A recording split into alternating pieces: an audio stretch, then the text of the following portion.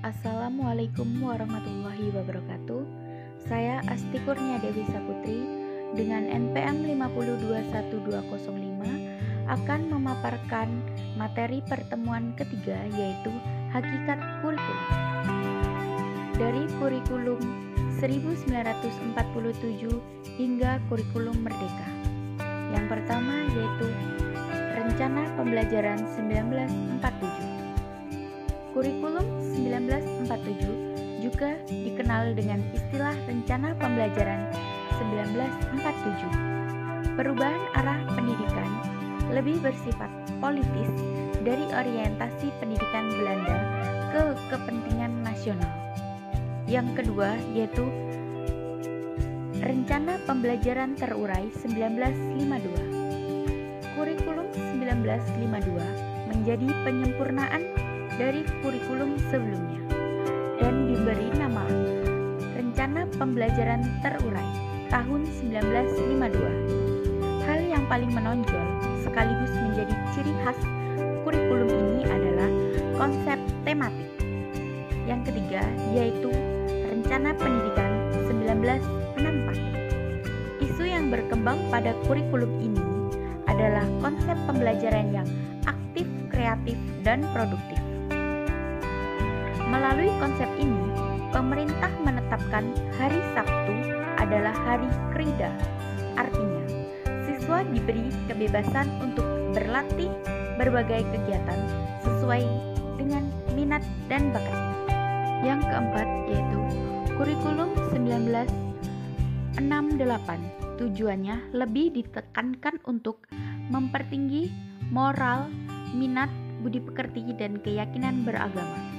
Ciri khusus yang menonjol dari kurikulum 1964 adalah Quartet Subject Curriculum. Yang kelima yaitu kurikulum 1975. Pemerintah kemudian menyempurnakan kurikulum 1968 pada tahun 1975. Latar belakang kelahirannya akibat dari sejumlah perubahan oleh pembangunan nasional, metode materi, dan tujuan pengajaran dirinci dalam prosedur pengembangan sistem instruksional atau PPSI. Yang selanjutnya yaitu kurikulum 1984.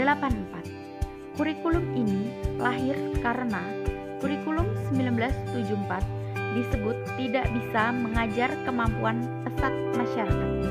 Ciri khususnya adalah lebih mengedepankan kreatif siswa dalam pengembangan proses belajar.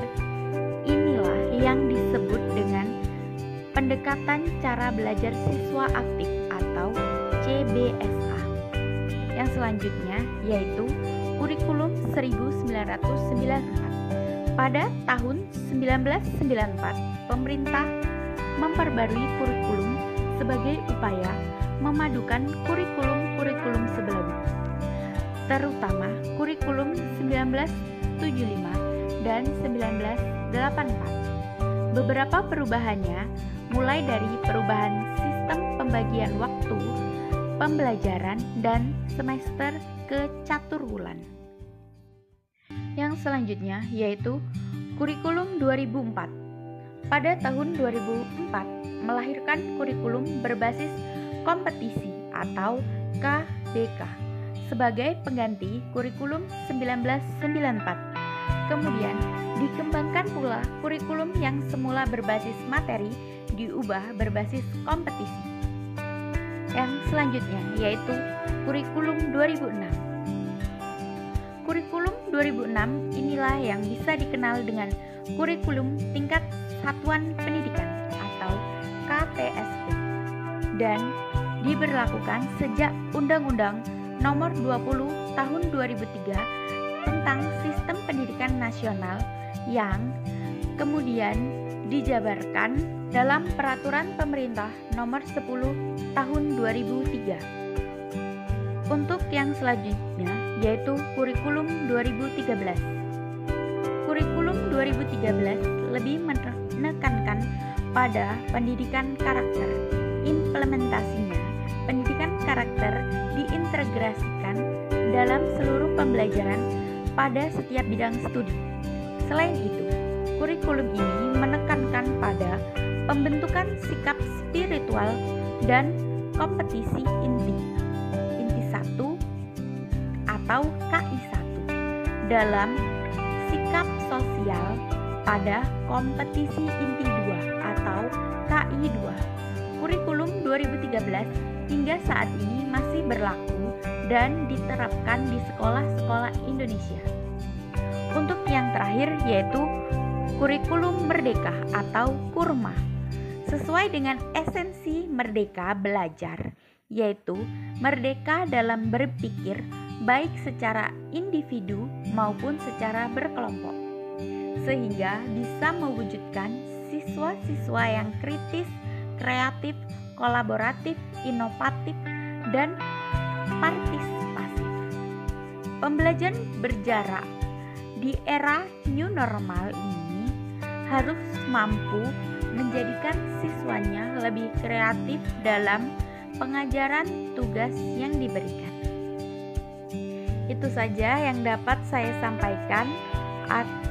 Ada lebih dan kurangnya, saya meminta maaf yang sebesar-besarnya. Saya akhiri, wabillahi taufiq wal hidayah. Wassalamualaikum warahmatullahi wabarakatuh. Terima kasih.